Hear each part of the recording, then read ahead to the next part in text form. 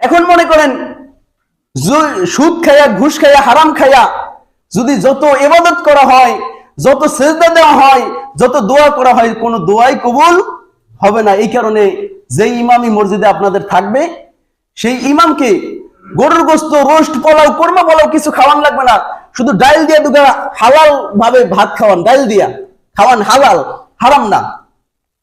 অনেকে হারামের সাথে জড়িত থাকতে পারেন, আলহামদুলিল্লাহ এই এলাকায় হয়তো নাই, দেখি না, কারণ অন্য এলাকায় এরকম ছিলাম, এই সুদের ই নিয়ে পড়াই দিন কাজ্জাবাজ মসজিদের কাছে এসেই, তো এই জায়গায় এই এলাকায় দেখতেছি না, আলহামদুলিল্লাহ। তো এই কারণে সুদের সাথে, ঘুষের সাথে জড়িত থাকতে পারেন। জড়িত থাকলে আপনারা কি করবেন? জড়িত থাকলে মনে করেন আপনি একটা ব্যবসা করতেছেন, হালাল ব্যবসা, আর একটা সুদের ব্যবসা।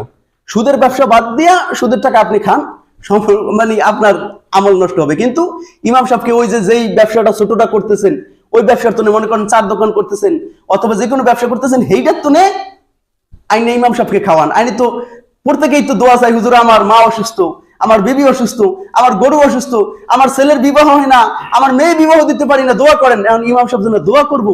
ইমাম সাহেবের যদি সুদেরটা খাওয়াইয়া ভরপুর করে রাখেন, ইমাম সাহেব যত দোয়া করে কোনো কামে আইবে না।